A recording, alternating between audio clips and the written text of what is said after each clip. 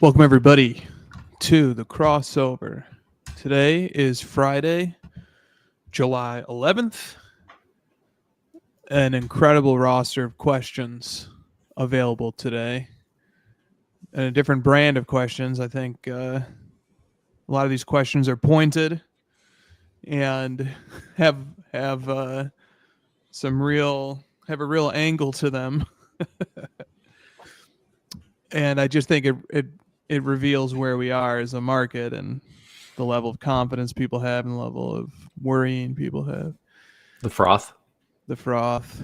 Have I ever shown you my froth monster? Yeah. Yes, Yep. I have. Yep. Okay. Yep. Good. I've seen it. That was when ChatGPT made all the images like with the brown tint for like a week. Remember that? I do.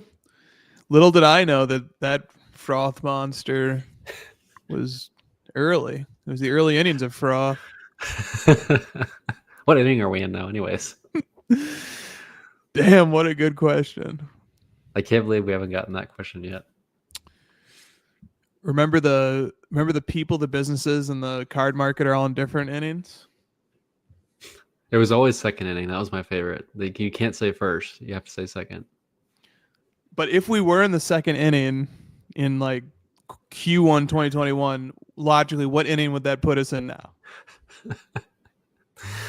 I don't know. But yeah, every time that things are looking good, you can always say like, well, we're not Bitcoin yet. We haven't reached this level of success yet, or we still haven't gotten the industry leaders to join, or there's still these billionaires out there looming. There's always this next big thing to get everyone excited. Dana White's safe with a display case on the outside of it, though, that's got to be some sort of milestone. Yeah, I think I saw a Puka Nakua base card in there, so I don't know about that. Who's curating that display? Not Pukas. Auction House 112. Okay, well, here's how this plays out in the card ladder structure of the the crossover show here. We've given people enough time to get in. Now, normally we go to mail days, but we might have some card ladder updates. So I wanted to ask you if there's any of those. There's 3. That's a lot. Do you want to screen share me? Or here, yeah, let me... sure. 2 of them I can show. One of them I can't because it's on the web, but that's fine. I'm ready. So here are the 3 updates. If you go to our feed, you can always just check for new feature updates that come out if you're curious. You can see how long of a gap I take to do things. So the 3 new ones are pricing of other grades. Like when you take a picture, you upload or you pick a cert on the mobile app, you can click a button. It'll like show you the values of all the other grades quickly, which is like in a nice table. Search suggestions. This is the one I can't show, so I'll just explain it. As you're searching on mobile, like text searching, it starts to suggest what you might be trying to look for. So if you type like SHA, it'll be like Shea Gilgis, Shea Gilgis Silver. It gives you pretty good. It gives popular suggestions that other people do. And then sales history. A lot of people were asking about this. They want to be able to see the images bigger on sales history. So now you can either have list view like we've had always, or you could go big image view. Have you switched yet? I forgot. I just did now. You've got already. I'm curious to see what you go with. It's all the same information though. Yeah. I like the big images. Of course. Yeah. How do you like it? I've switched. Yeah, it's better. Okay. Yeah. I haven't gotten anybody to say one way or the other, so maybe we'll give it some time. Okay. Yeah. And look then, at that TJ Watt finite there. Yeah, that one got away from me. Damn, look at all those save searches. Okay, so I can show the other new thing. So if you it'll show up here in the top right. So when you're looking at a graded card, or you like type in a cert, or you get this view, click this little book in the top right, and it shows you the pop report like it does on the individual card sale page. But now you can like click the grade, and it'll just like show you all the sales of that grade. So I could just like pick all the grades. So I'll just do PSA 10 and it'll show me all the 10s. And then it'll actually, if we have it verified, it'll also pull up the verified profile of the 10 so you could see a graph and stuff. That's monumental. So that's there's been people clamoring at various times for a sort of price table of every grade of a card, and there it is. And so here's the thing though. People are gonna, these are not CL values, these are like last sold. It's a CL value if it's a ladder card, but if not, it's just the last sold price. Cool. But it's still like a pretty solid breakdown. Sure. Shows Still you the makes pop. life easy. And then if you want more details, click in. And this shows the ones that we have sales of. So if there's no price, that means there's no sales of it tracked publicly.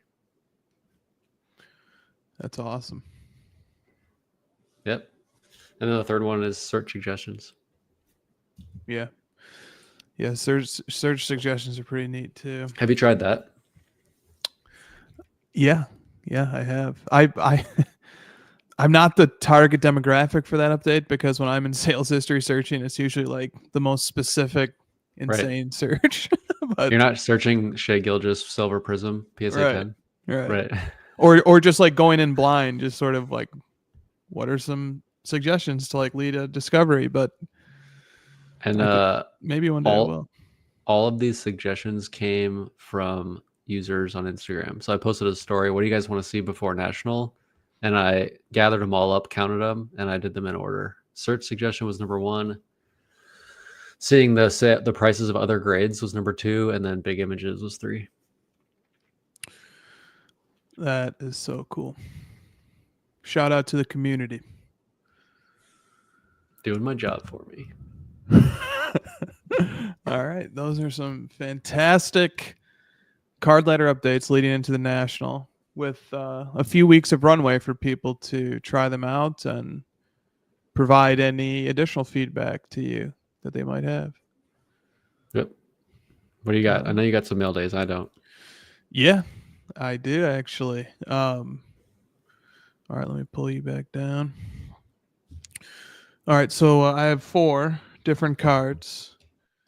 The hot streak continues. First one I have here is an eBay pickup. This is the 2023-24 select mezzanine level black finite 1 of 1 of Jokic. So is this one of the new levels? Yeah, it is. Yeah. And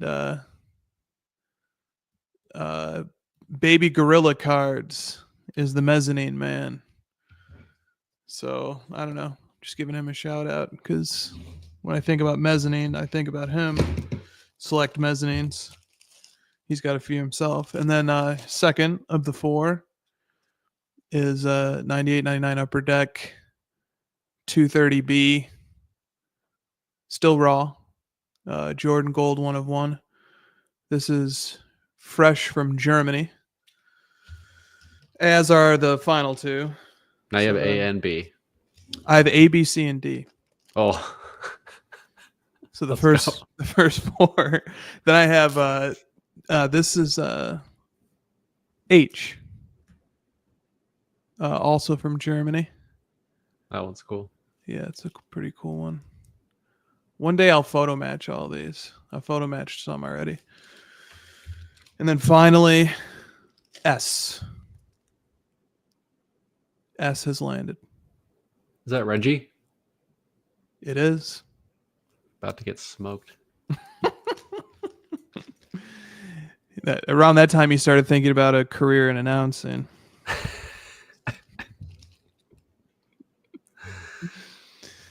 So those are the mail days. Amazing. So you're up to how many now? So I have 8 in my possession. 8 of the 23. But I really have 10. I've already made a trade in principle for 2 more, but they are located overseas, and so we still need to finalize the deal, the meetup. And so on that, I want to give a shout out to Brian Wells, who shipped my cards. who took a trip to Germany on my behalf for a fee, and a serious fee, but nonetheless, it's a very cool service he provides. He literally flew to Germany to pick those up for me, and then brought them back and delivered them to me. So, great service that he offers. One of the many great services. Pretty decent step up from the funding services, huh? Yeah, you could say that. Yeah, it's like a concierge service. Cheaper than what the funding services charge too. All cash. Yeah. So I don't know if anybody ever finds themselves needing that service. Can't recommend it enough, honestly. Well, but he does more than ship my cards, apparently. Yeah, deliver my cards. But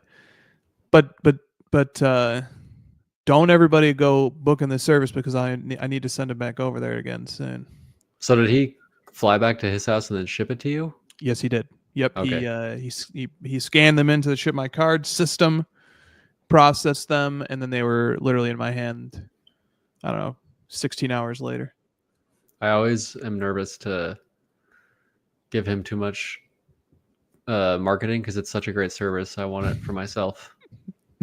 Yeah, I know, but it's so true. Like, the service sucks, guys. Stay away. Yeah. Stay far away.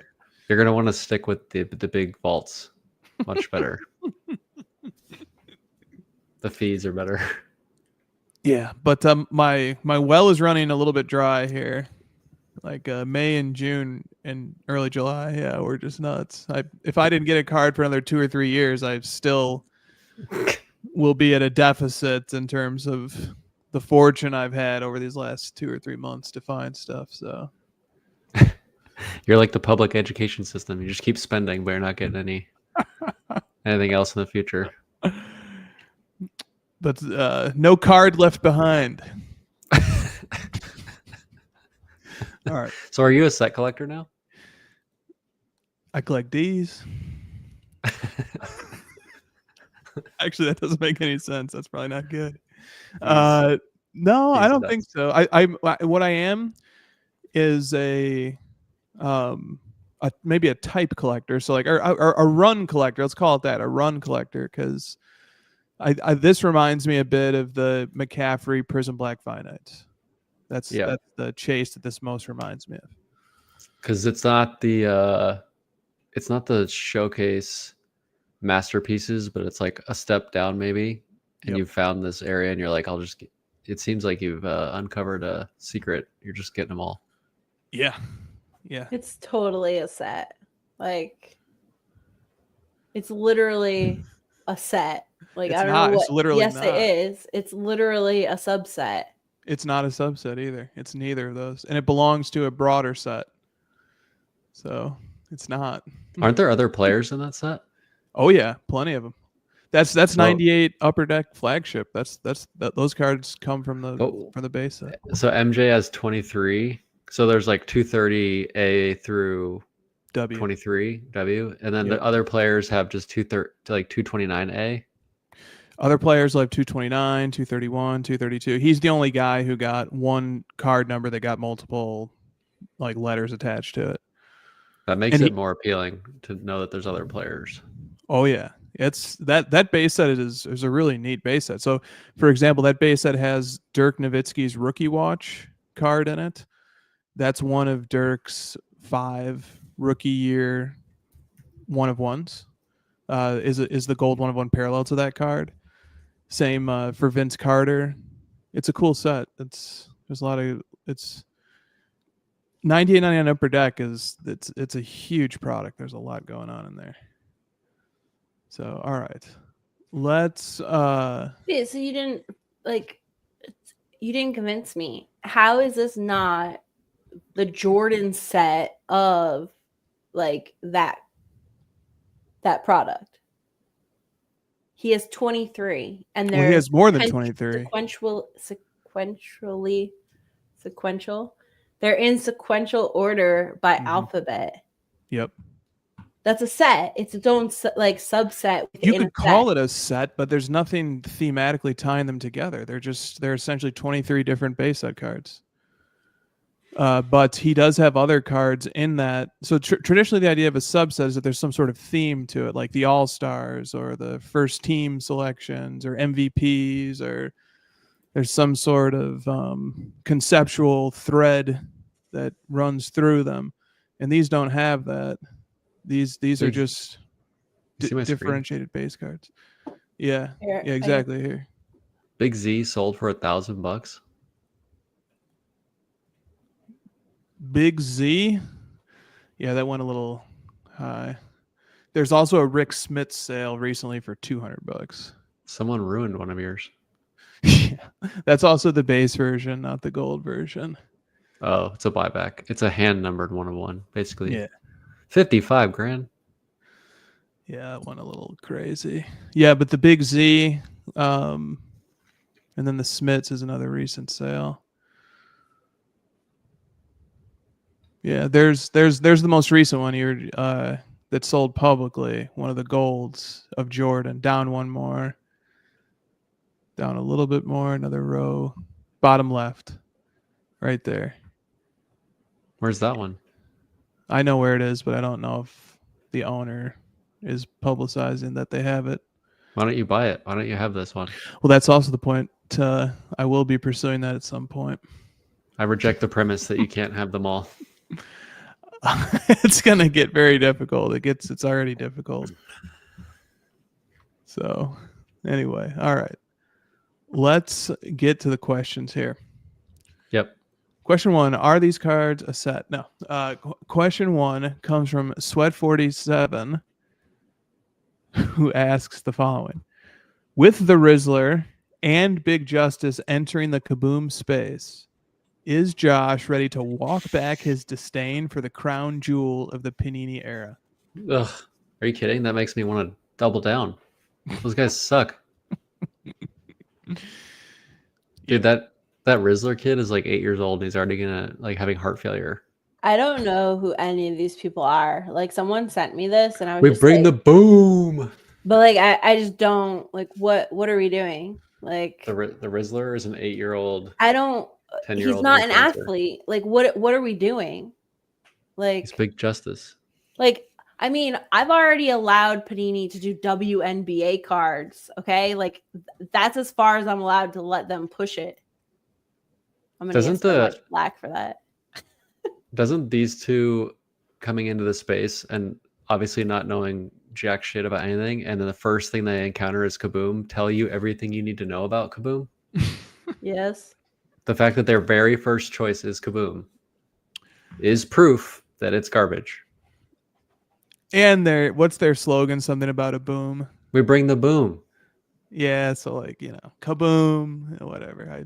No, it's because the gimmicks unite. Yeah. Yeah, it's a gimmick. It's not like you're not an athlete, sir, child, whoever you are. Like, it's not a sir. I promise. They're very young.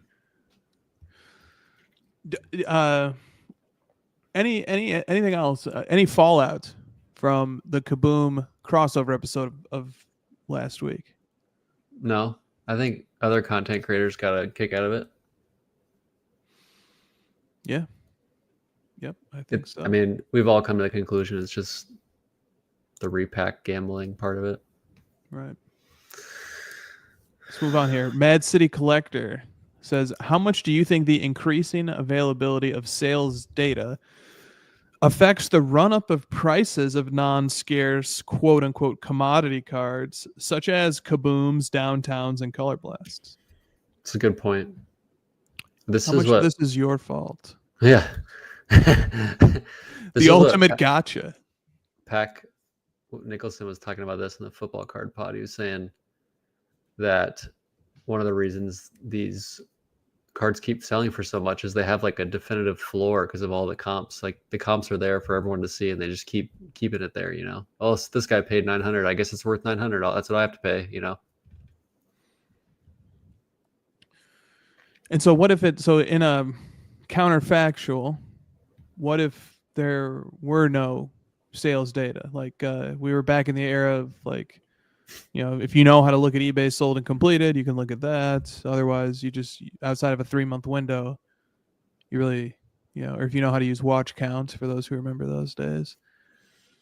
Would things be that different? Probably, yeah.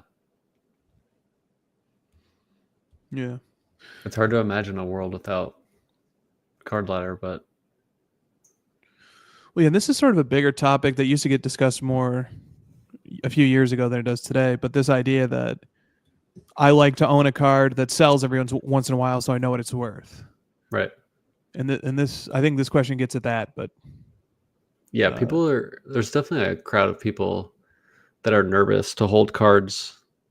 You're just sort of guessing what you pay for it, and you're guessing someone else is going to pay more in the future, and you're not sure. Indeed. Okay. Next up here from LSU Tiger 65, and then I have 3 comments that followed up that I want to read too. How many times has someone in the hobby addressed you as my guy?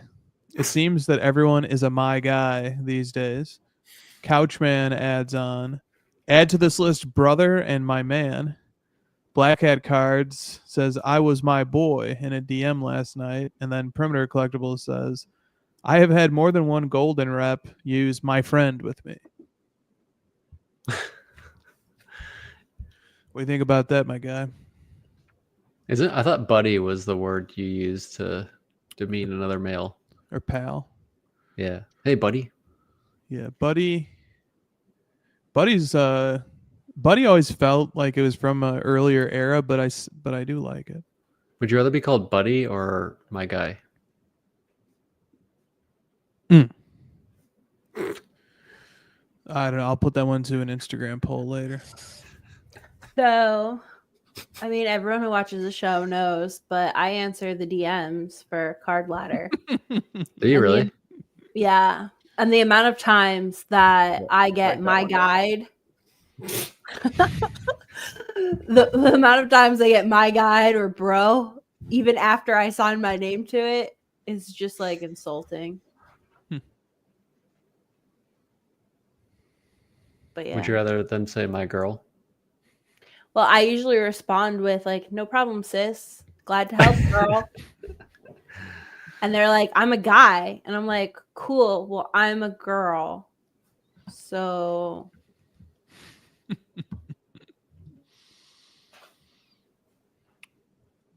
Anyway. Moving on. Yeah. From Tasty Card Sandwich. Moving on. There's like a few questions on this topic. I'm going to read them all together. Which is a worse look? Middle-aged men knocking kids out of the way to scalp Pokemon cards? Thanks. Or eBay adding extended bidding? Ryan Bitter asks, what effect will eBay extended bidding have on cards? Tim's Card Collection asks, would love to get your takes on the eBay extended bidding and who stands to gain from it the most. And Jordan Andrew Card Collector says, please discuss the new bidding format on eBay. I don't like it. I prefer the sniper method myself. Yeah. A few of the auction houses have switched between the methods, and it didn't seem to make much of a difference either way, in my opinion. So I don't know that it really matters. Plus, it's probably going to be like a 5-minute reset timer, or whatever. Yeah. Like I found that Fanatics Weekly, which has the extended timer per card, which is what eBay would probably do. I've found that it doesn't make the auction go that late. The one that annoys me is the reset every single one anytime any of them get a bid. That one is just like I'll be up all night, Yeah, exactly. Which makes me think about the trolling possibilities that exist here. If somebody just really wants to mess with me and just troll me all night long on an extended bidding session for a card. Especially if it's like not going to get paid. Right. Exactly. I guess that's a concern. I'm not going to jump the gun too much. I'd like to see how it plays out. It'll be weird, I'll tell you that. that first eBay auction that goes into extended bidding.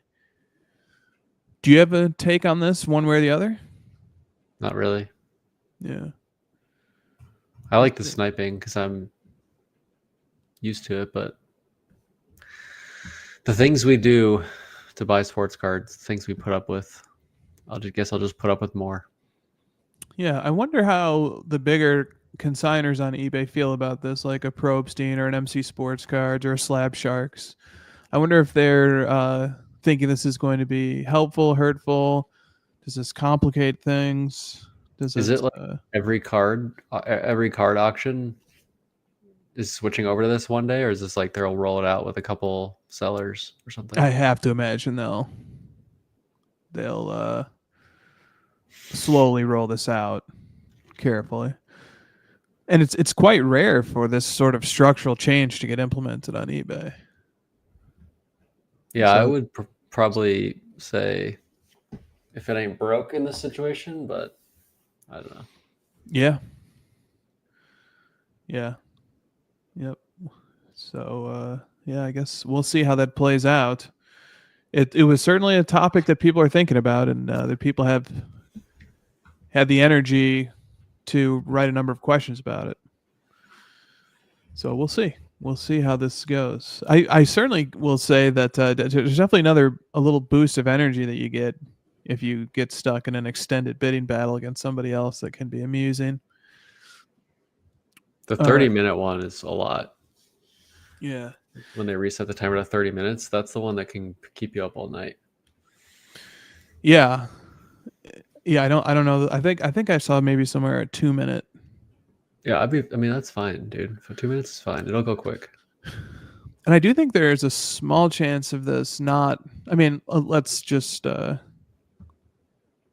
be clear, or at least it seems to me that a decision like this is eBay isn't making a decision like this to decrease its revenue. Of course. I think the idea here is that this ends up increasing revenue. That's why they should just like A/B test it, you know? Just yeah, I think they probably will. Yeah. Auction like cards and see which one does better on a large scale and pick the better one. Yeah, exactly. So I think there's some expectation that this could lead to higher results, higher prices realized. But there's also a chance that it doesn't, right? There's also a chance that the current setup, which is the sniping method, that maybe that structure causes people to place higher bids because I know that I only have one shot at this. Right. I need to spam that max bid, the mega bid, at the very last second. And maybe this lets me be a little more cautious if I know that there's an extended session where I can sort of nickel and dime back and forth against a few other people. Someone just show me the big data result of which is better, and then I'll care. But like to just want to change something for the sake of change because you need to hit your end of quarter goals, like I just don't care. Yeah. I'm ready to talk shit about Jaden Daniels. Hurry up. Let's go. 8th Wonder cards. How bad of a sophomore slump will we see from Jaden Daniels, Bo Nix, Drake May, etc.? Or will there be one? Okay, while Josh prepares his answer for that, Christina just threw up on the stage a comment from Publius that the Maxi Green out of 5 shows up. I'm making that auction last week. It just like gets up to $100,000 or something. I can just picture him just bidding that nonstop. That's hilarious. Yeah. Okay, so what do you say, Josh? Who are we? Who's gonna slump? Oh, okay. So I have the QBR rankings from last season pulled up. Can I share it? Yeah. Yep. And then I was just kind of browsing over Jaden Daniels' numbers. I had Jaden Daniels in our fantasy league that you and I were in, and he was obviously spectacular in that. Yeah, and he was like you drafted him, right? Like yeah. Okay. We do a auction draft, so you have to like go out of your way to pick the guys you want. So I like Jaden Daniels. Bo Nix finished 18th. Who is the third guy? Drake May. Okay. Yeah, he didn't play much last year, right? There he is, 17. And Jaden finished 4th. So Jaden obviously had the best year, rookie of the year. 3,500 yards, which isn't a lot these days. Like 4,000 is kind of like the benchmark for the elite quarterbacks passing, but he ran for almost 900 yards and rushed for 6 TDs. So I guess it's a matter of like, do you think he can maintain his running ability, not get hurt, which we see a lot from these types of players? Will defenses start to pick up on his tendencies, etc.? We could see a slump. I would say, like, even if he has a great year, I feel like his hype is so high that it won't be able to sustain. But he's probably still going to have a good year. He's a great player. Yeah, it's tough to get back to the top 5 of QBR. Even the best quarterbacks rarely string together back-to-back top 5 seasons. The 2023 top 5 is very different, right? Exactly. Yeah. Exactly. Who's more hyped based on your content consumption over the course of this offseason compared to last? Was it CJ Stroud last year, or is it Daniels this year? Oof. I kind of feel like it's Stroud. I think so too. Like Simmons and those types of guys were just riding him so hard. Like there was like preseason MVP talk with him, remember? Like, the Texans are going to go Super Bowl picks, preseason MVP, and he finished 24th on this list. He had a bad year. Yeah. Wow, he was that low. Yeah. He was actually pretty bad. Yeah. Yeah, he never had the statistical profile. I mean, the counting stuff may have been good or not. I don't remember, but his QBR and his EPA stuff was never elite. He had 3,700 yards, 20 touchdowns, 12 interceptions. He doesn't run the ball, so only 200 yards rushing. But like Jaden had less passing yards, but on way less attempts. Jaden had more touchdowns by 5 and 3 less interceptions. These guys get so many bonus points in QBR from running the ball, Big time. But I can't really say a bad word about Daniels. Anybody who's in the top 4 of QBR, especially in their rookie season. Yeah. I'll just wait and see. And he kicked the shit out of the Lions in the playoffs. That was an impressive win. It was. Went to the NFC champ. Yeah. That's tough to do in your rookie year, no doubt. And on a team that wasn't very good the previous season. Bo Nix and Drake May. I don't know, dude. Yeah. Look, this is the age-old kernel of wisdom that only one guy gets to win it all every year. You get one MVP every year, and you get one champion every year. That is true. How about this one from South Park Cards? Who will have the bigger market drop? Zion's market drop from 2020 to today, or Caitlin Clark from 2025 until 2030? I like this question. Yeah, I thought you might. So 2020, you said? So, yeah, Zion over the last 5 years or Clark over the next 5 years? Yeah, so Zion on card letter index went from 1,400 down to 100. What's that as a percentage? That's 90 something. That's going to be tough to beat. The leader in the clubhouse is good. And still, he has cards that sell for hundreds or thousands of dollars. I don't know. His base card PSA 10 sells for $29. Dude. Did we ever do a proper victory lap of us telling the world base PSA 10 prisms are garbage? For some reason I thought you were gonna be like, do we ever give a proper eulogy for Zion's cards? No. Did we ever do a recap, a look back at the base PSA 10 stuff? Because anytime that the froth monster starts to build up, I feel like it's very few people who are like, this is insane. Let's just pause and not get too excited here. Yeah, and it's so easy to forget that too. Yeah. And then always every time they're like, yeah, of course that wasn't sustainable. That was nuts. They're like, yeah, no kidding.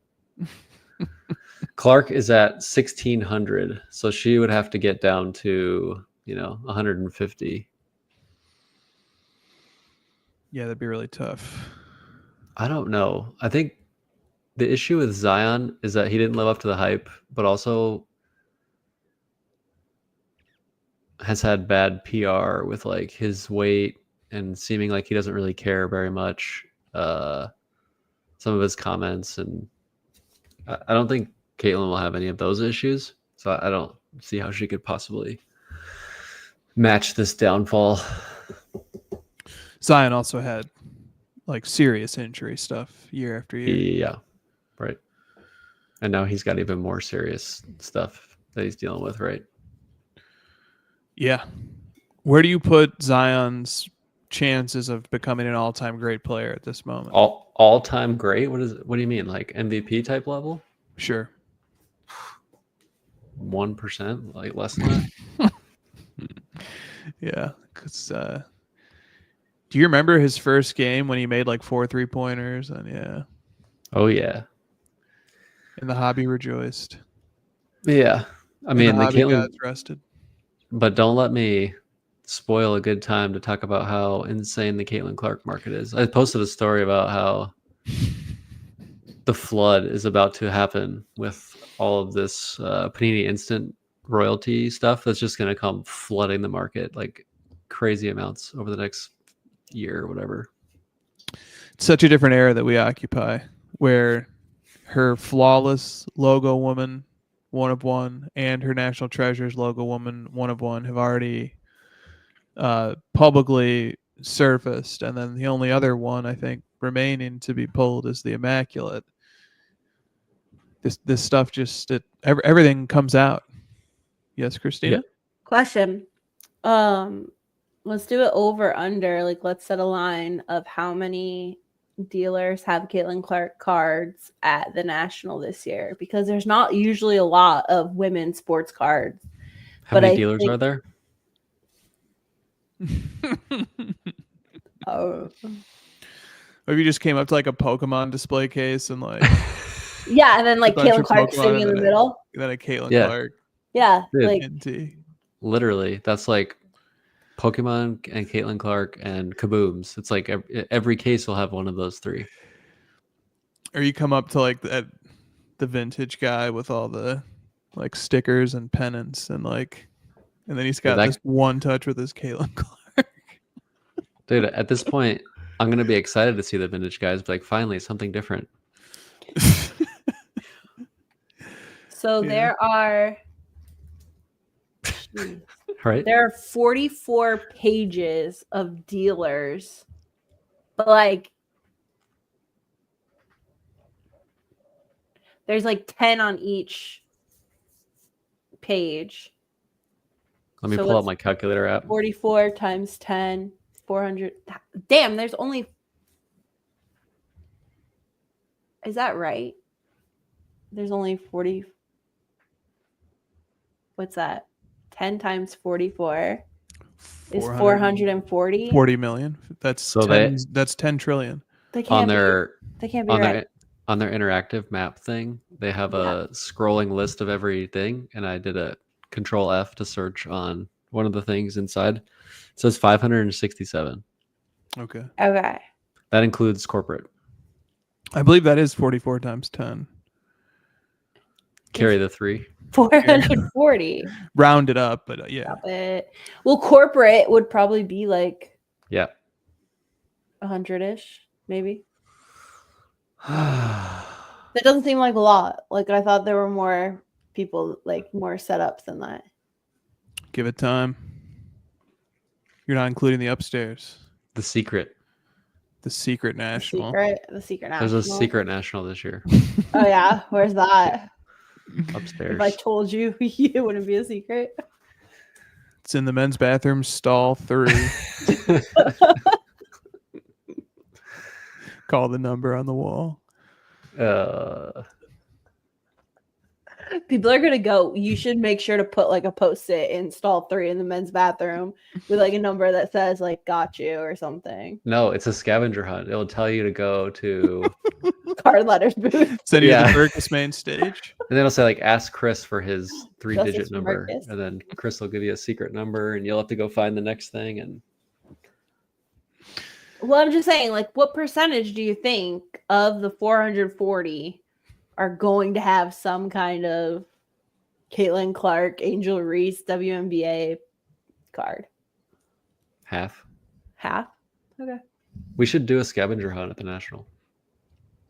Yeah, you should plan that. Oh, I was hoping that. What? Yeah. He's the idea guy. He gave the idea. Finish the thought, Josh. The idea is the hardest part.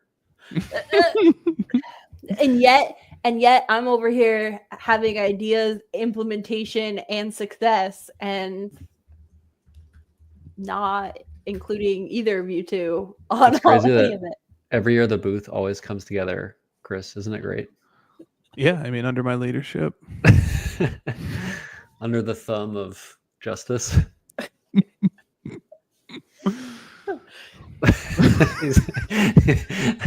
He really inspires. I just want to know do it. Christina's got so many great ideas. You know, how come she didn't think of the what is it called, the Easter egg hunt or whatever? Scavenger hunt. Scavenger hunt. Why didn't she think of that? Yeah, because the card letter booth, the whole card letter booth is actually an escape room. I'm gonna lock you guys in there, and you're gonna have to try and figure your way out. Except I won't, because you guys wouldn't leave. If that was the case, you'd be like, "Oh no." We should do that. We should do that. I'm full of good ideas tonight. Yeah. All right, let's move on. Next question from Jeff Rose Jordans. I saw somewhere incoming high school seniors recorded videos to their future selves when they were in the 5th grade, and then they watched them back. They asked their future selves questions like, are you still into blank? With things like Star Wars and Harry Potter's being some of the main things that they stated. So in that vein, if you were to record a video to your future hobby self 10 years from now, what would you ask, or what message would you give? Oh shit. I didn't realize he left. I heard you though. My headphones are dying. Good. Okay. I heard you. What message would I give myself? Yeah, your 10-year future hobby self. You didn't buy enough cards, you dummy. I think that's always the message. Isn't that yours? Yeah, I guess. I don't know. This is a very earnest question, and I'm in a very sarcastic, playful mood. Aren't you supposed to say, like, spend more time with your family or something like that? I don't think we can spend more time together. But I'm willing to try. Yes, you are. He's not. Okay. Interesting question. I don't have a good answer. I like Josh's though. From WWE Gelman. In your opinion, have deal-making vlogs from card influencers at shows had a qualitative effect on the way that viewers of that content and the way that they engage with other collectors in their own deals? I feel more and more people have needed to negotiate and win instead of finding compromise and middle ground, similar to the way the influencers do in these videos. I'm curious if I'm the only one who's noticed this, or if I'm just crazy and assigned causation to something that just annoys me in content creation. I don't know. It probably is more annoying, but everyone's always trying to win all the deals, you know? Yeah. I'm not equipped to answer this on either end. Number one, I don't watch any content of that type. What would that type be called? What's that genre called? Man at the show? Those are popular. Yeah. Popular videos. Yeah. People like to watch the deals. Yep. And people just like to see what's in display cases. Yeah. Just pan a camera across a bunch of display cases and you'll do fine. But I don't watch any of that. So I don't really know. I thought I was going down the route of are we annoyed at like the space the camera crews take up and stuff?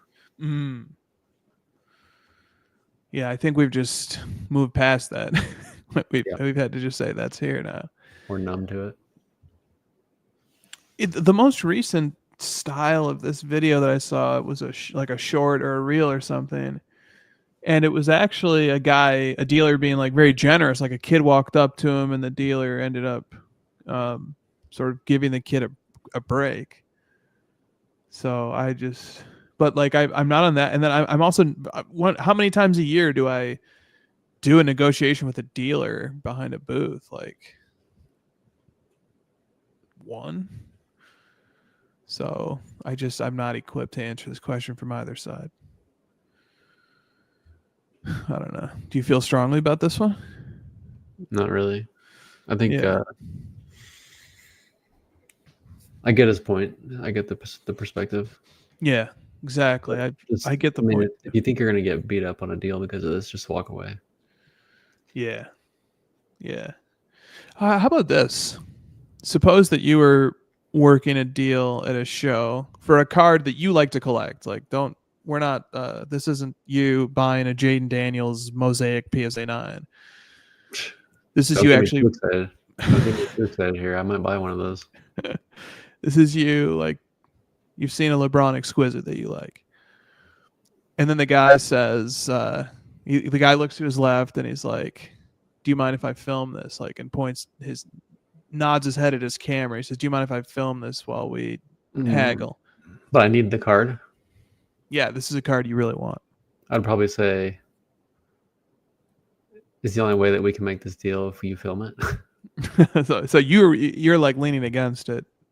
Kind of, yeah. Well, I'm saying, are you going to give me a deal because I'm giving you content, which is clicks, which is driving like eyes and money to you in a different format. So like really you should be paying me because I'm a guest star on your show. Well, he might feel pressured to have to get a deal done because it's on camera, and then now I have the advantage. Interesting point. He needs the deal to go somewhere. Or I just like play completely. Or you do your thing or you just walk away. Oh, dude. I actually had 2 instances this week where a card I wanted started the auction with a best offer. And then I started with an offer and then they responded with the counter offer. And then I said like, no, I'll just wait for the auction. And then the auction ended early and they sold it to somebody else. And I should have just taken the offer. So. Oh, I didn't think that's where that was going. I thought it was going to say the auction ended for half of what their counter was or something. Ugh, I wish, dude. I would probably bid over what the last offer was. Damn. Should have just taken those offers. Yeah. All right. From Card Fiend. Hot take. Diehard Michael Jordan fans say that you can be a LeBron fan or you can be an MJ and Kobe fan, but not both. What are your thoughts? Diehard MJ fans say you can be a LeBron fan or an MJ Kobe. Why can't you be both? I'm not familiar with it. I do know that there are Michael Jordan / Kobe fans. Actually, let me rephrase that. There are Kobe fans who also say they're Michael Jordan fans who enforce this divide. Like Kobe fans really like just feel this competition with LeBron. Like we are more similar to MJ than you are or something? Yeah. Yeah, and just also for whatever it's worth, there are very few like Michael Jordan propaganda accounts on Twitter, which like Twitter is the place where I get a lot of my NBA content. There's a lot of Kobe stan accounts, a lot of LeBron stan accounts. Mm-hmm. You'll have stan accounts for random role players on teams. There's stan accounts for Dalton Connect. Is that a generational thing? Yeah, I think it is because I have a bunch of different lists on Twitter. I have lists for the different teams I follow, different sports. And I've tried to put together like a Michael Jordan list before, and I've only ever found a few accounts, and most of those accounts are really more so like Kobe accounts. And they almost always they're just spiraling into LeBron hate. That's like over at least half their content. It's just like Skip Bayless account. Yeah, exactly. And like how responsible is Skip Bayless for that? Oh my God, so much. Very much so, right? Him and Stephen A started that stupid show. Yeah. I think they bear a big responsibility. They're the ones that once a week pose the argument of who's the GOAT or whatever. So there's not like an MJ, like there's the LBJ history account, which is very popular. You've seen that one. There's not an MJ version of that.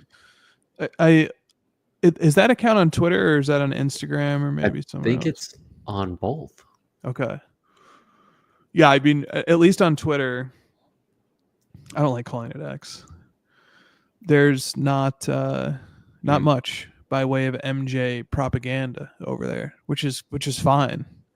The last thing I want to see is like a bunch of Gen Xers arguing with a bunch of millennials about whether Jordan had a bag. There's a really funny parody account of a guy that does a perfect impression of Skip Bayless, and so he posts videos after sporting events as Skip Bayless. Have you seen that? Yeah, he like bounces in. Yeah. You guys. Yeah, he's really good. He's better at Skip Bayless than Skip Bayless. Yeah. And there's like Mountain Dew in the background. Yeah. Yeah, I think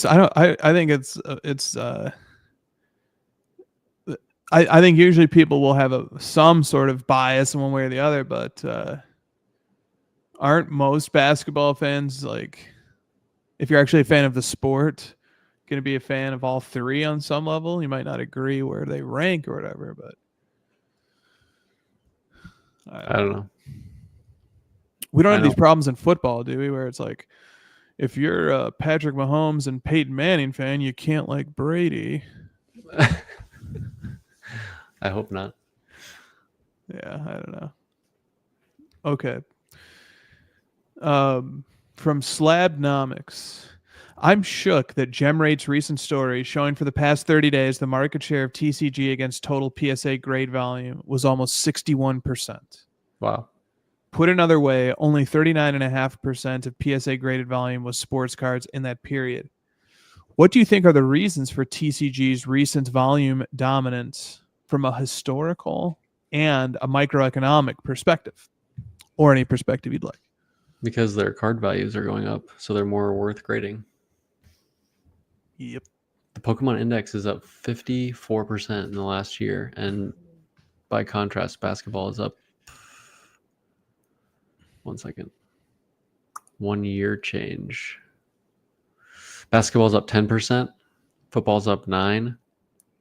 Baseball is up 4%, and Pokemon is up 53% over the last year. 5x basketball. Yeah. That's why they're grading more, because people want to cash in. Yep, I think you nailed it. Also, this question doesn't speak to this directly, but I believe not only is sports having a relatively smaller share, but that could be possible if like sports just continuously had 500,000 graded, but Pokemon went from 300,000 to 600,000 to 900,000. Then it's taking up more of the share. But is it in terms of absolute numbers, sports is staying the same? I also think sports are actually trending down a little bit. I think in terms of absolute numbers, sports are having less graded. And I think, but I don't know, Josh, if you agree with this, that we're seeing some dealers who normally would be grading sports cards, they've redirected those resources to buying and grading Pokemon cards, at least for now. Right. Yeah, we're going to see a lot of Pokemon in dealers' cases. There's been some content on YouTube about should Pokemon dealers be at the National Sports Collectors Convention, and if so, how many tables should they have? What do you think about that? What's it called again? Right. The Nationals? It's called the National Sports Collectibles. Collectors, I think. This is the equivalent of people asking us to put Type 1 photos in card ladder. Mm-hmm. Mm-hmm. It's the National Sports Collectors Convention. So what's the line for Pokemon at the show for dealers? How many dealers? If half the dealers are going to have women's card, how many are going to have Pokemon? 61%. You think there's going to be more Pokemon than female athletes? No. You post it as like, will they have any Pokemon at all? It's like you could. Okay. I understand. Okay. I don't think you should be able to have only Pokemon because then you're not at a sports collectors convention. You need that one Zion Prism BSA 10. Dude, have I showed you the ladder market cap ranking where an Umbreon has gotten into the top 6 on the market cap? Let's do this bit. Isn't it like Pokemon and then Caitlin Clark? Didn't we already establish there's going to be like a rookie royalty card in the middle of all Pokemon? That would take care of it, I guess, right? Does this not blow your mind? Am I the only one that thinks this is crazy? What, you don't think Michael Jordan, Mickey Mantle, and Umbreon go together? One of these things is not like the other. This is a pop 17,000 and the value is 2,600 a piece. Yeah, but dude, how did that become like the GOAT, the most iconic Pokemon card? The next 3 are Pikachu in the gray felt hat, the Van Gogh art card, and then Charizard. Okay, Charizard is the one I'm most familiar with those 3 cards. But this is like the original game. It's like that's the one that everyone thinks of. These other 2, like, what are these cards? Well, the Pikachu with the gray felt hat is like a Van Gogh art thing. It's a gimmick card that came out in the last like year or 2. Yeah, like it might be popular. My point is like, look at the cards it's next to, like Michael Jordan, Fleer, and Topps Mickey Mantle. Like you're literally like the tippy top of the most popular, famous cards ever. Like there's more Mickey Mantle and more Jordan, and then like a Mario Pikachu. This is crazy. Pikachu, Luigi Pikachu. Oh my god, Pokemon's taking over. Gengar? Did you have that one on your bingo card, Chris? Top 20 ladder market cap. Gengar? Did I? Obviously, like the headlines folder for the email that we send out is full of Pokemon cards to choose from right now. Really? And Gengar had an all-time high, I think, yesterday. There's a sentence you never thought you'd say. I think Gengar's index is pretty good these days. Let's have a look-see. Yeah, how's he doing? Holy. Dude, watch out, SpaceX. You got some competition. Looks like the NVIDIA chart. Dude, NVIDIA is probably down. There's no way it looks like this. Stiff says you can't be a Charizard fan if you're an Umbreon fan. Look at NVIDIA. What are you talking about? Yeah, no, NVIDIA like years ago. Yeah, like I guess from here. That's wild, dude. I mean, don't you think Raichu is a little undervalued right now? Isn't Raichu the evolution of Pikachu? He's better, right? Yeah. I mean, I better not see a Charmander above a Raichu. I'll just. We should start saying insane stuff like this. Like, have you guys seen the market cap of the Mew EX card? It's crazy. Yeah. Yeah, look, man, Pokemon cards, and plus, like our ladder offering of Pokemon cards continues to increase because of Joel and Kyle, who are 2 researchers on our team who focus on those and are building out the verified card profiles for those. So we're living in a Pokemon world. This world's going to shit, Chris. Look at this. You're right. So yeah, Gengar's on fire, man. Year-to-date change of characters with at least 50 cards. Shay is number 1. Gengar number 2. Rayquaza, Mew, This is basically like a Pokemon world. Fucking Umbreon. Zapdos. I'm about to zap those cards out of the ladder. I'll never get over this one. I'm just gonna say it until people tell me to stop. the This Umbreon just gets you going. Is this maybe like why this card? I don't know. Look at the population. Look at the pop. Look at the pop. Okay. Here, let me help you out here. 17,000 is the pop of the PSA 10. Let me show you an equivalent sports card with a pop similar to 17,000. Let's try here. Okay. That is like if the Zion Williamson PSA 9 was worth 2,600 a piece instead of worth $8. How is that that must be the card with the most valuable card to have 17,000 copies in the grade. Look at the values of these cards. I'm sorted by pop, and look, it's like they're all like $10 cards. Yeah, and then 2,700. And then this $2,700 card. Yeah, even Luca right here, 57. He's a little bit higher. Here's a $104 card from Dan Marino. But like, here's the only other one that's even close is this Charizard. But like, I don't, to 2,700 on that pop is just wild. Yeah. Yeah. Like, I'd have to scroll forever to find another $2,700 card. Yeah, I'm just so far out of my depth. It's all Pokemon. Yeah, I don't. Like, pop 11,000 cards that are worth $1,000. This doesn't make any sense. It's amazing. All right. Do you think part of it could be that maybe sports is actually declining? Like maybe you have to have some kind of service to watch like games, or games are difficult to watch in your area for like the home team. The price point to go to games is higher for like local people. And then you have also like the whole like betting and is it rigged? Is it not rigged? Like some storylines seem to be very convenient that certain teams trade away the franchise player and then get the number one pick year after year. That seems to happen. And people are just like, you know what?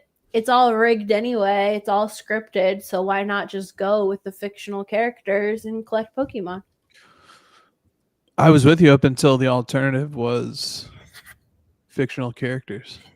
And you haven't said it yet, but Charizard can't tear an Achilles. Yeah. I mean, that's a given.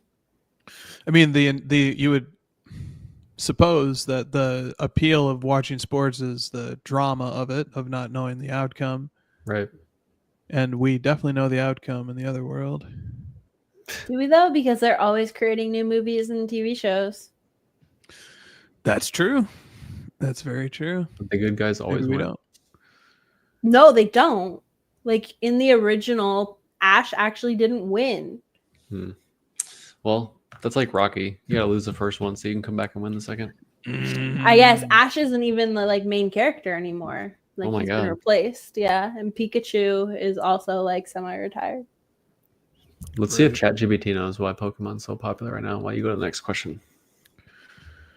Next question is from JC2 Collects, who says, does Panini dropping NBA instant draft cards signal that 2025-26 Panini NBA Wax is coming before October? So the idea here is that apparently Panini made instant cards of like the Cooper Flag draft class, and then if they're the reasoning here is that if they are making those, then why wouldn't they also put out some hoops or some Prism or something before the license transfers over to Fanatics in October? And then I'll also add that maybe this is part of the reason why WNBA Rookie Royalty was so many different products crammed into one, is because they had to clear bandwidth to push out some NBA releases before the transfer. But the flip side of the argument would be that if to me, it would be likely that the licensing arrangement would have some sort of restrictions on the seasons that the manufacturer can produce cards of, and that it to me, I would think it would go season by season, and that 2024-25 was the final season, but maybe not. I don't know.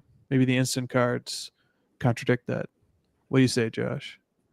I say you know more about this than I do. Yeah. Didn't like Upper Deck and Tops like cram in like a last minute before they lost their licenses though too? Like, yeah. So it's not unrealistic to think that there is still a way to get around even a licensing deal, like a licensing structure that says you can't say that it's part of the 25-26 season. But yeah, that's very true. So that's how we got all those different manufacturers pumping out cards for the 09-10 season. Right. So maybe we will see some NBA. What's GPT telling you about? You ready? Yeah. Yeah. The Pocket Monsters. GPT delivers again. This is like, it gives me like 5 or 6 pretty decent reasons, and it seems plausible to me. You can show my screen if you want. Let's do it. Let's give GPT a little airtime, a little accreditation. Speculative frenzy and FOMO. Reddit's pokey investing is highlighting massive jumps of individual cards, talking about bubble-fueled fear of missing out. And then it talks about they launched Pokemon TCG Pocket last October, and it's revitalized interest in physical cards. And they have cross promotions with McDonald's, driving awareness. That sort of like what was that game from about 10 years ago? Pokemon Go is maybe that the theory here? Something like that, yeah. Some sort of app activating people. Dude, Pokemon Go got me into the hobby. Yeah, exactly. Little known fact. It actually talks about GameStop and PSA. It's pretty interesting. It says easier grading via GameStop and PSA. A PSA GameStop partnership starting in October of 2024 makes grading cards especially key for high value sales much more accessible. And the GameStop community is probably similar to the TCG community. A lot of overlap there, and those people are being exposed to it more now. Community cultural momentum. Similar to alternative investment trend and trading cards, Pokemon is benefiting from nostalgia, collectability, social experience. Younger collectors jumping in. This reason here is kind of like in 2018 when you and I joined, like the 90s nostalgia boom. This is like the very next era of collectors, which is like the young Pokemon collectors reboot. Supply crunch and rarity realization. Fuck off. I just did a whole soliloquy about how that's wrong. The GPT pump. Collectibles as alternative assets. Warning signs of a bubble. Experts caution this resemble previous booms like Beanie Babies. Can never shake the Beanie Babies comp. This one reminds me of the base PSA 10 sports bubble. Like the lack of knowledge around population reports and stuff.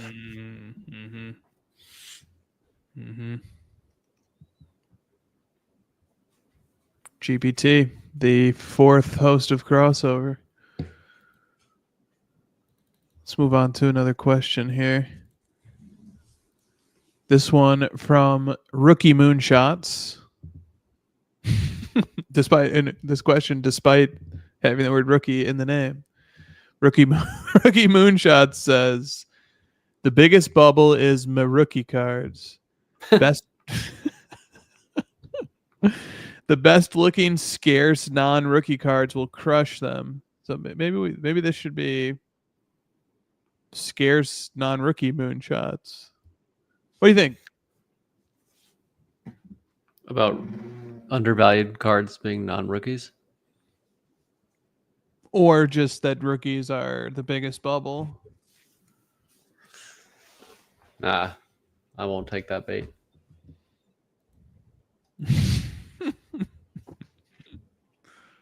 Yeah, I just think the category of rookie cards is too broad. There are 1 of 1 rookie cards. There are gold out of 10 rookie cards. There are autographed rookie cards. There are autographed patch rookie cards. There are base set rookie cards. There are insert rookie cards. It's too broad. I don't know that I would lump them all in. I actually there's a lot of pivoting against rookie cards. Yeah. Which is something to note. It's not something that I just am gonna tune out. I'm gonna think about it. Well, do you know why people do that though? I don't. I do. I have a theory. Whenever people say like X is undervalued relative to the other thing, and they make this strong push, it's because they missed the boat on the thing before. So like, the people that are saying the X insert is better than the 1-of-1 premium rookie, it's because they missed the boat. Now they're just like trying to, instead of joining the crowd, they're just trying to make a new crowd. It's not a bad thing. Yeah, it makes sense. And I think sometimes it works. Right? I think once in a while at least it works. Yeah. Especially if, eventually certain things get so expensive that exactly. You need a next thing. Yeah. All right, from Andrew Kesey, what's the dumbest thing you bought after your team won a title? I would know. My team has never won a title. Yeah, this is like this question reeks of elitism. Yeah. Well, I mean, I don't know. What about after the Lakers won in 2020? I don't remember, dude. So probably a bunch of LeBron stuff, exquisite. I have no idea. Dumbest though? I mean, I wouldn't regret any of that stuff, Yeah. If the Suns won a championship, I would make some dumb purchases for sure. All right, let me roll out a pompous take here because why not? I think the reason why like a Suns win would cause you to get excited and do that is because it's somewhat unexpected, and all of a sudden like my favorite team won, like I want to commemorate this, etc. But I'm any player that I'm this is gonna sound so insane, but whatever. I'm just gonna fire off a pompous take. This is the pompous take of the night. If I'm collecting a player, I'm expecting them to win a championship at some point. I'm expecting that player to be good, to be very good. And so I'm already collecting them as if they will win a championship. So if and when they do, nothing changes. Does that make sense? Like it was. Yeah, just take your pinky and just. Yeah. So and maybe there's something to that if your team winning a championship catches you off guard, then you might be prone to make emotional purchases. I don't know. Are you saying that this is why you don't have an Anthony Edwards collection? You don't think he's going to win a championship? He might. He's gotten close. He's gotten to the Final Four 2 straight years, and a championship is a team statistic, not an individual one. Yeah, you're basically saying you're trying to predict future champions based on statistics, probability, and you're getting ahead of it and buying their cards. Yeah, if it catches me by surprise that a player that I'm PCing wins a championship, which it could in football, I never expected McCaffrey to win a championship, and then he did get close. So, yeah, but for McCaffrey, I'm not collecting him. The idea never was that it'll be great to collect McCaffrey if he wins a championship. The idea behind him was sort of he's a cool fantasy player. Yeah, he'll be a top fantasy guy. Yeah. But are you expecting Purdy to win a championship? So I guess. Well, I didn't buy a Purdy card until he got to a championship game and then lost in overtime to one of the greatest quarterbacks of all time. So, yeah, I expect him to be able to get close, to get very close, because he already did once. Yes, Christina. Well, I was just gonna say, I think the better question would be, what's the dumbest thing you've ever bought after your team lost a championship? Like a cope? Yeah. How did you what was your your shopper's remorse item when you, what's it called, retail therapy? What was your retail therapy item that you bought when your team lost? I think that would be a better question. Not oh, what was me, my team won a championship. There's a very funny exchange in the chat where Publius goes, Mickey Mouse hat to match the title, and the firm just goes, fuck Mickey Mouse.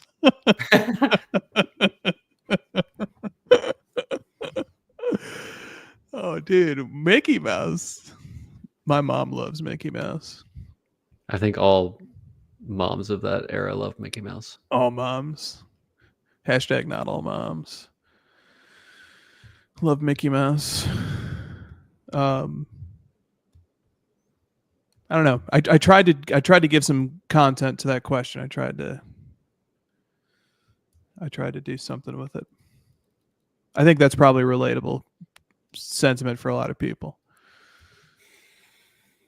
Fuck Mickey Mouse. That's gotta be a title. It won't make it, but can you star it at least? We should read it. Yeah, I just want to remember this moment.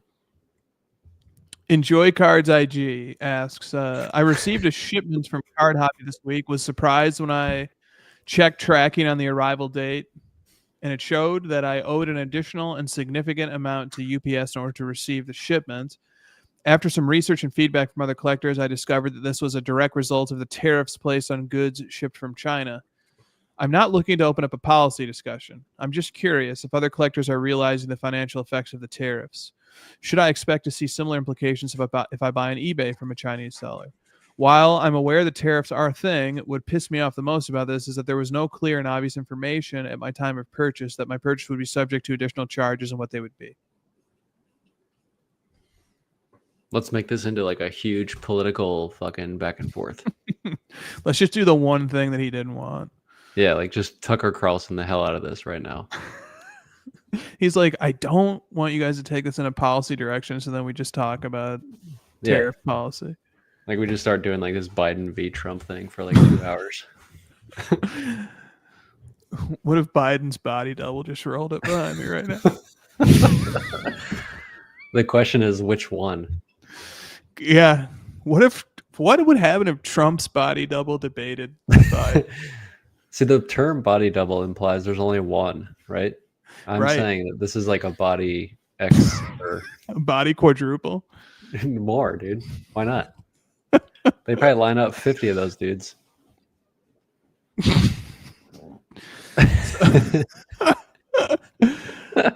Biden's body double would have never let this happen. I'm just going to say that right now. He would not stand for these tariffs. Isn't the tariff thing just that we're making it more equal going what was happening to us? Isn't that the argument? Yeah. But free enterprise, I don't know. Which party am I supposed to be here? I don't remember. There's some famous economist or something who said if goods don't travel across borders, soldiers will. Oh, look at that. Thank you. That's good stuff. Well, now that we've settled the tariff policy once and for all. I don't think we did. I don't think we made any progress on society. What about this idea that there's a chance that you might get dinged with a tariff that you weren't notified of at the time of your purchase? So we're saying Card Hobby maybe should put that in the page listings or something for American IP addresses or something. Hey, if you win this, you might have to pay X more. Yeah. But I'm not sure. Yeah, but I don't know if like the tariff stuff is dynamic too. Like, yeah, it's this and then it changes and then. I know. Yeah, I guess if nothing else, this is a public service announcement that a word to the wise, a word of caution. Yeah, this is good. This is I wasn't even aware of this, so this is a good call out that like if you're gonna bid on Card Hobby, you should at least do some research on it. Yep. Should I ask ChatGPT? Of course. Do you do that now? You have like this crutch in the back of your mind. You're like, I don't know. I'll just ask ChatGPT. I have no idea. I'll ask ChatGPT. Yeah, people are already predicting a mental atrophy from this. That's going to be substantial. I walk into my garage and like, there's something wrong with the tire in my car, and I'm like, ChatGPT, what do I do? You just like start taking pictures and sending them to GPT. Yeah. This is more like you walk into the bathroom and you look at the toilet and you're like, what am I supposed to do? ChatGPT. Yeah. Yeah. Like I cut my finger and I'm like, what do I do? It's like, get a Band-Aid, you idiot. Oh yeah. This is good. I feel like this can keep going. How ridiculous can it get? I think we need to title this Body Double. I'm laying in my bed and like the sun creeps out. Like, what's that, GPT? Get out of bed. Should I open my windows or keep them closed? What's the perfect time to get sun exposure? Should I at least maybe what are those, like the body functions that are regulated by your unconscious mind? Like GPT doesn't have to tell me to breathe. Not yet.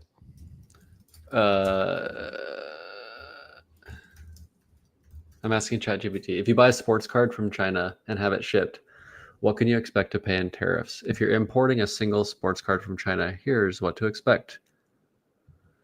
Tariff H code, blah, blah, blah.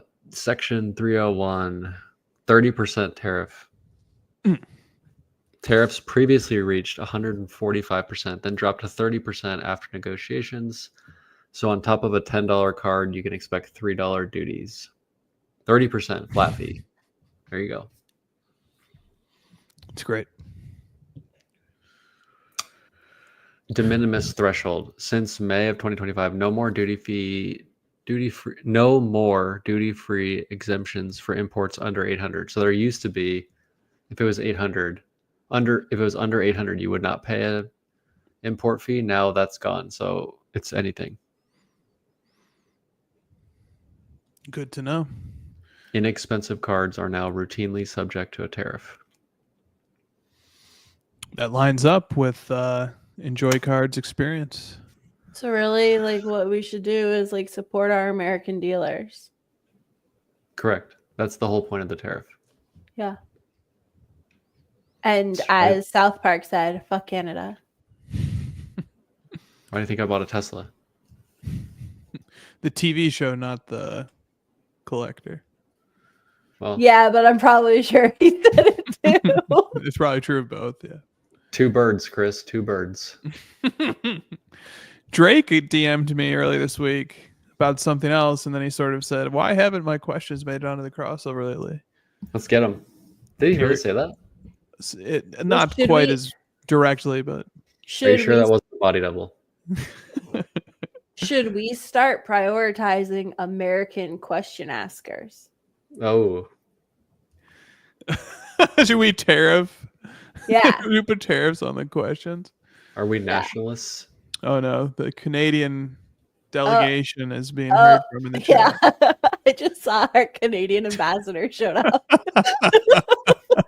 Dude, I'm scared of the Aussies in this hobby. Aren't you guys? The what? Well, they the Aussies. Do you know the provenance of Australia? Yeah. Do you know what Australia is? A bunch of felons. I'm scared of prison. It's a prison colony. Well, that explains it. It was so bad that like Britain was like, you're not allowed to be anywhere near us. We're going to ship you to the other side of the world, and you have to live down on this island with snakes and monsters. And buff kangaroos. Yeah, that will beat you up like they're Rocky. Do you think you could take a kangaroo if it went on its back legs and just started squaring up? Let me ask ChatGPT. Could I beat up a kangaroo in a fight? Short answer is no. Yeah. Whoa. The answer is no. Yeah, but ask it if it's seen that video of that guy who frees his dog from its clutches when it was holding it underwater. That was a crocodile. Do you know what a kangaroo is? Do you know there's a difference between a kangaroo and a crocodile? Ask ChatGPT if the video that I watched was a crocodile or a kangaroo. I'm pretty sure it was an alligator because it was in Florida. But like, you know that there's a difference between a reptile and a mammal. That's a social construct. Oh, let's go, Jordan's got you, Christina. That's not a social construct. It is actually. They're both animals. Actually, yes.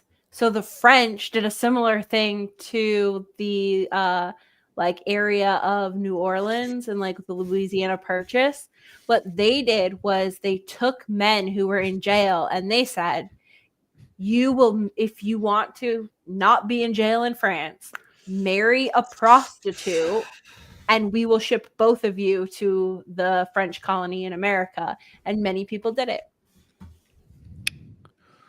What was the point of... No, What's the fun of what? It was to get rid of their people. It was to get rid of like nefarious 2 birds people. Yeah. What does it say, Josh?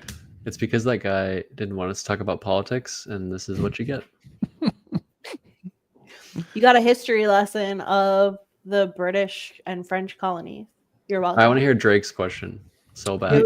Here it is. I'm dying. It's only 3 paragraphs long. No, I'm just kidding. It's actually a short Drake question.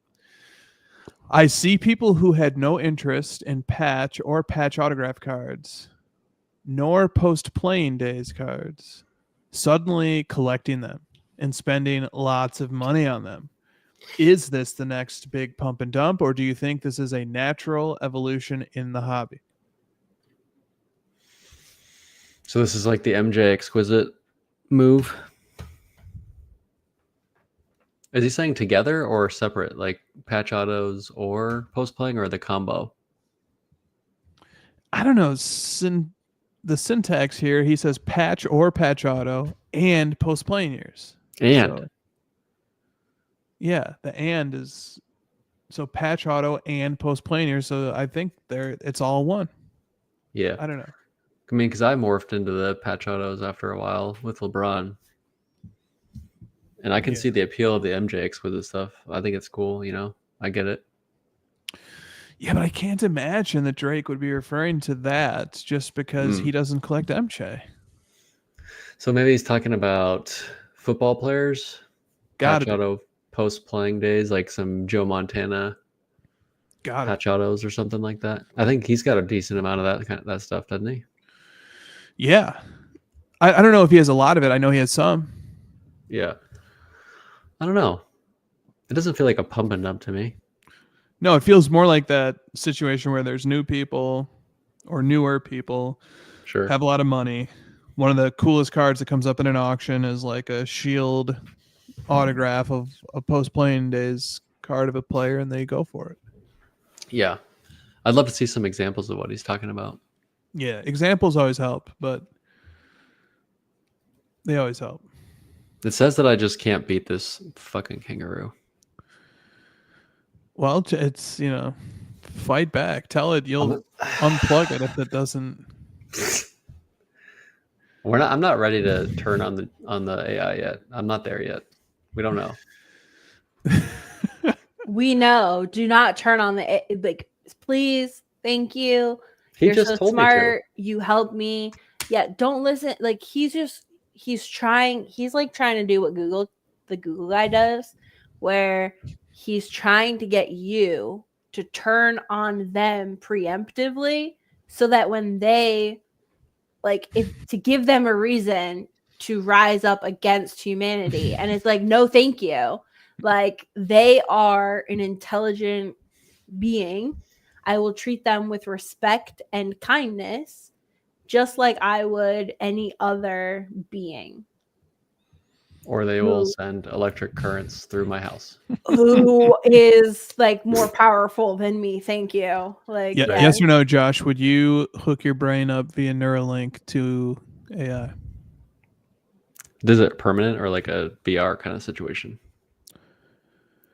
It's more permanent than VR, but you can certainly disable it, or you can turn off the iPhone that's connected to it. But the physical attachment is permanent. Yeah, it's inside your brain. But you could also have it surgically removed if you really wanted. Or they could just hit the kill switch whenever they want. Can't we just test it on other people first, like criminals in Australia? So Australia, the whole, just all of it. Yeah, they'll let those guys test it out, and then let me know how it goes.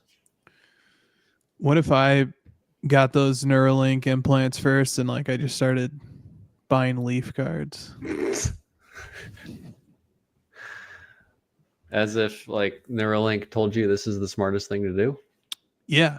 Well, yeah, the AI that it was connected to. I was talking. I showed you this, Josh. I was talking to AI last night, and it hallucinated that a 1996 Skybox prototype 1 of 1 Michael Jordan existed, and then I had to call it out. And you said I'll unplug you if you do that crap again.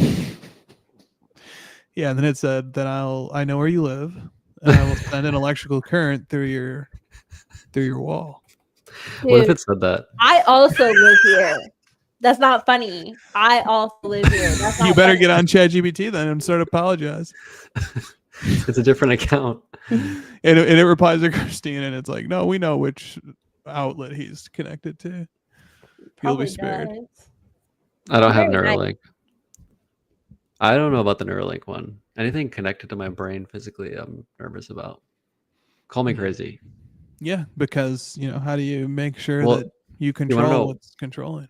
Yeah, you want to know why I'd be worried about it? Because I'm like buying this Neuralink from like Facebook or something. Like, right. Do I really want Zuck knowing what I'm thinking every minute? Not really. Have you seen that clip of Theo Vaughn asking him if he drinks coffee, and he's like, no. Have you seen this? No. It's just like the most awkward interaction of your life. He's got plenty of those moments. Yeah, where he just like freezes and stares at him like, coffee? Huh? He might already be hooked up to Neuralink. Exactly. But it wouldn't be Neuralink because that's Musk's thing. Well, instead of a GPT sending electrical currents through my house, if I have Neuralink, it doesn't even have to do that. It'll just, kill me on the spot. Yep. Yes, it might. All right. Also, I would just like to put one other thing out there about Neuralink. How do you know your thoughts are your thoughts and not implanted thoughts like Inception style? You should watch The Black Mirror. I refuse. It's such a good show. It's about everything that we're talking about. Yeah. I'm already scared enough. Like, okay, like I drive a 2007 like car that like doesn't even have a working like CD player. Like I am for being the COO of a tech company, I am very anti-tech. Okay, I can attest to this car. I've been in it. Yeah. All right. Want to do a few more, or should we call it? I see some like PSA 10 to BGS 9.5 stuff. Let's skip that. Yeah. Yeah, that question in a nutshell was asking why are 9.5 if PSA is such a tougher grader than BGS, then why are 9.5 still more than 9s? And I don't know if anybody has a great answer to that, but that's the idea there. Let's do the Publius and Perimeter collectible ones. Well, Publius says, could you guys spend a minute handicapping the early 2026 NBA MVP odds? Do you know what they are? FanDuel. I think you posted them, right? I don't know. Let me just see here.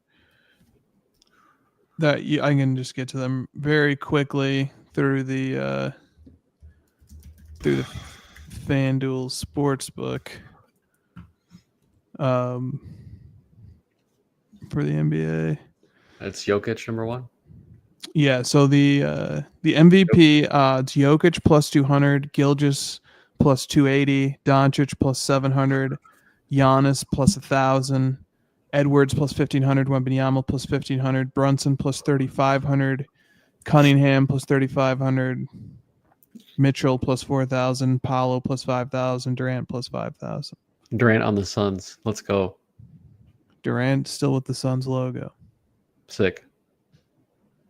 This looks fine. I don't have anything interesting to say. Yeah, I don't know. I think it's a pretty good handicap too. I think Brunson is interesting at plus 3,500. I'm not saying that he'd be the likeliest player to win MVP, but I think the odds are long enough at plus 3,500. Right. That I'm looking down the list for like those. Yeah, because the Knicks certainly could win the East next year. If Joel Embiid plays every game. If Embiid even meets the requirement, he'll be in the mix for sure. But the health is the factor. A lot of people like the Hawks this year. Yeah, they do. Yep. Trae Young is at plus 10,000. I don't know that people like the Hawks to win the East though. Right. Well, I'm just saying like the East is kind of open with injuries to Celtics and Pacers, and we don't know what's going on with the Bucks, and the Knicks have a new coach. People like the Magic, the Cavs, and those two, I guess. But I wouldn't be surprised if some other team got into the top 2 or 3. Yeah, Wembanyama is a guy to watch, I think. Look, 3 of the top 4 in odds are guys who have all won an MVP recently. Yeah. Wembanyama is a guy to watch, I think. I don't know that the Spurs will be good enough, but I also think that they'll make exceptions to give somebody new the award. They might not worry so much about team record. They've got an exciting team, dude. Yeah, they do. They've got Castle from last year. They have Fox, and then they just picked up Dylan Harper. Yep. Like they are young and it's going to be exciting.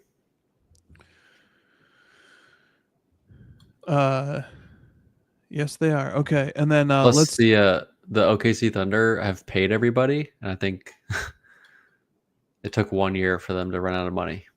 Yeah. Yeah, and the Thunder have shifted now from being a team of depth to a team of top exactly. Heavy. Yeah, the days of Kason Wallace and Dort and like all these solid 5, 6, 7, 8 players are gone. Yeah. Yes, they are. Okay. Perimeter Collectible says, what was the worst year for modern sports cards in terms of products and design? My vote would go to 2002.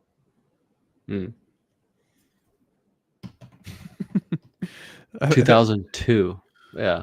That's a very specific choice. I know what he's saying though. Like Chrome was kind of bad that year.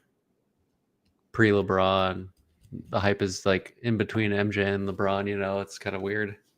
Yeah. You got the Wizards Jordan cards tainting some of it for people. Yeah. Some of those like mid 2000s cards, like before most of the brands even put like a foil border around patch windows and stuff. Yeah. A little rough. This might not be popular, but 2019 was never my favorite. Okay. Yeah. I don't like Prism. It's got Ja and Zion. Yeah. Yeah. Like the rookie classes are kind of bad. Yep.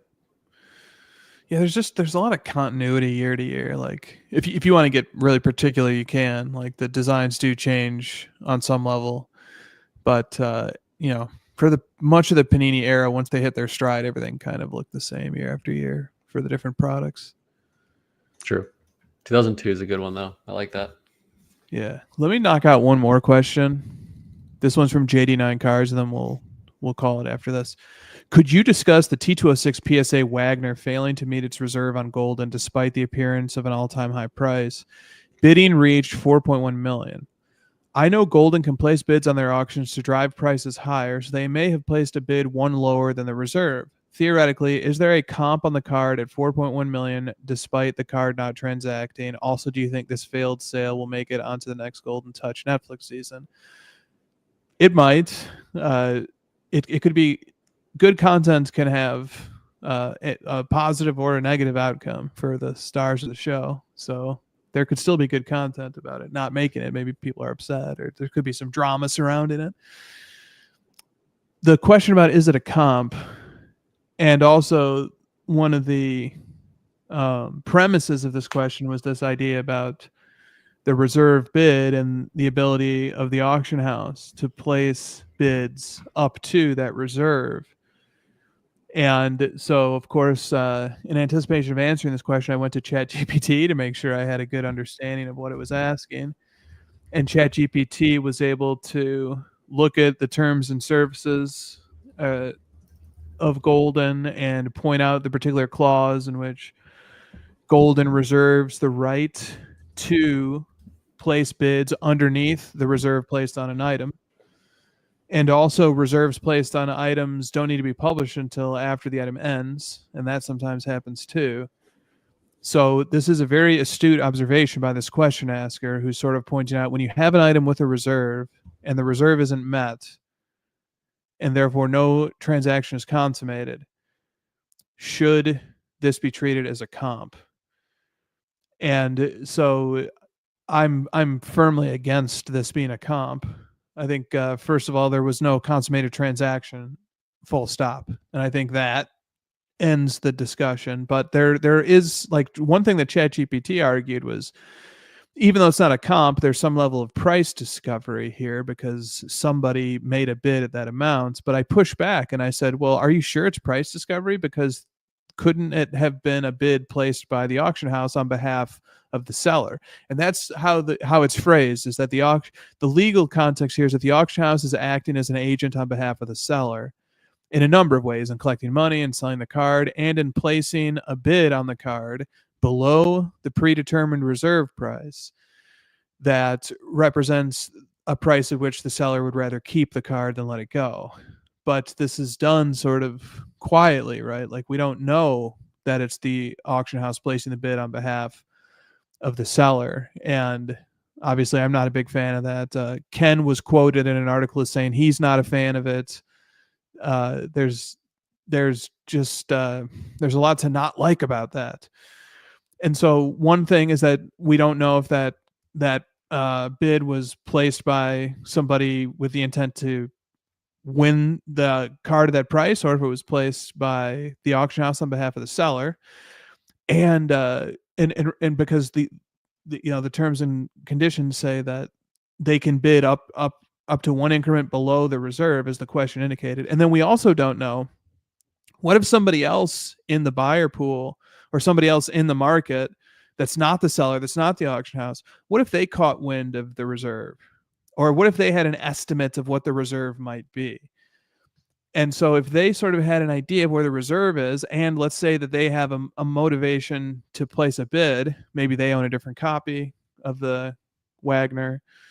Well, if that's the case, then they could come in and place some bids, hoping that other people see this and think that it's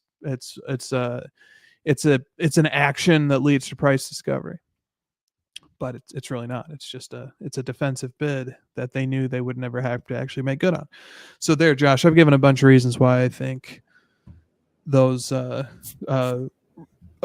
bids placed on items that don't meet their reserve are not comps. Do you have anything to say on that? Nope. I think you covered it thoroughly. I agree with everything. Yeah, it's a really nuanced question, and a thoughtful question.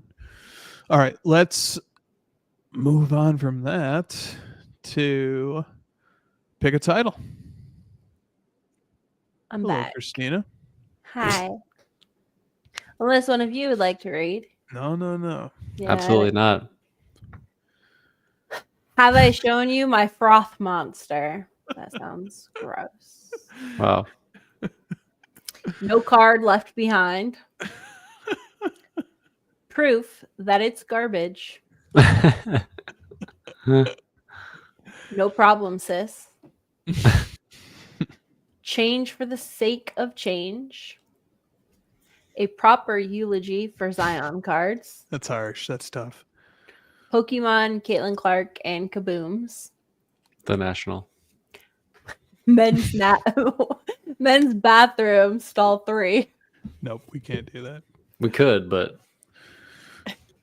you didn't buy enough cards, you dummy. Wouldn't you say Raichu is undervalued? GPT, the 4th host. Okay. The pompous take. Fuck Mickey Mouse. I'm so glad you started that. Get a Band-Aid, you idiot. Body double. I'm really drawn to, wouldn't you say Raichu is undervalued? I don't know why that's so good. It is good. Of all the takes that you could form after seeing the Pokemon stuff, that's what you come up with. Yeah. All right. I'm fine with that one. My vote was going to be for GPT as the 4th host because we had a lot of reliance on GPT today. Maybe a little pandering to our future overlord. Christina? I like, you didn't buy enough cards, you dummy. But or that's how I talk to myself. Or get a Band-Aid, you idiot. Like that one to me was funny too. You like the ones with name calling? I do. They're both me calling myself that. Well, I guess GPT said I'm an idiot. All right. Well then, I'm fine with wouldn't you say Raichu is undervalued?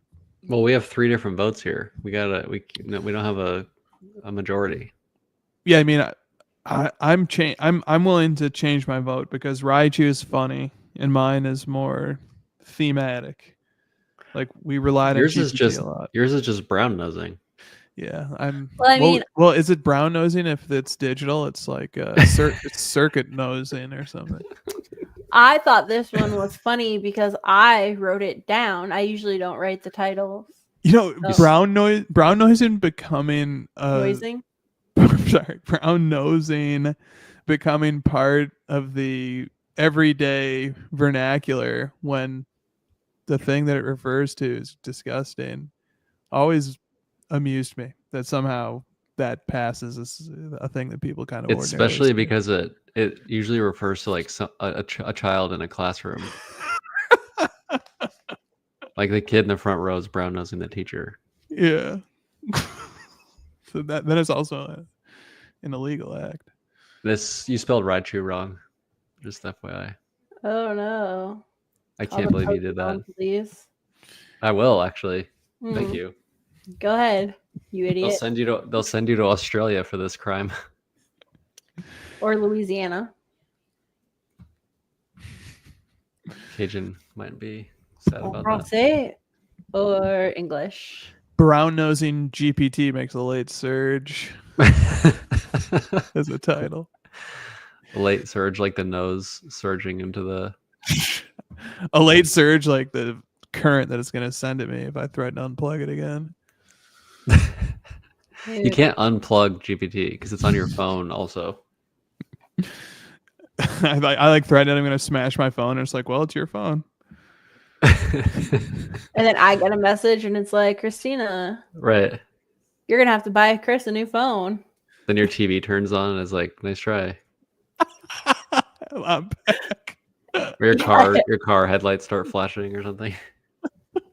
No, that's the whole point. My car's not digital. There's no electricity in your car? Like it's not like connected to internet or anything.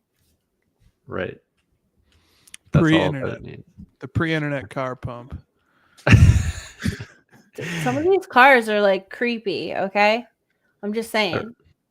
Yeah. All right. Raichu. That's my vote. You guys can fight it out.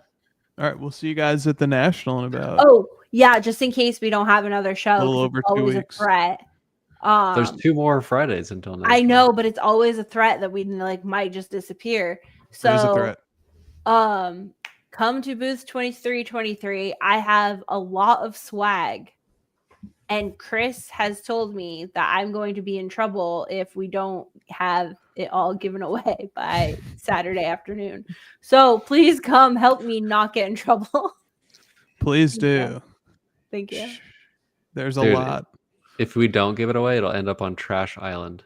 I know. Plastic Island. Or whatever it's called. Yeah. That's where I may flee to become out of reach of GPT.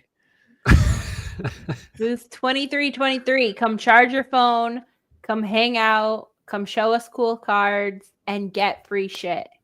Let's go. Jordan likes 2323. I mean, did anyone expect us to pick any other number? Come to our booth, you idiot. See you guys maybe at the National.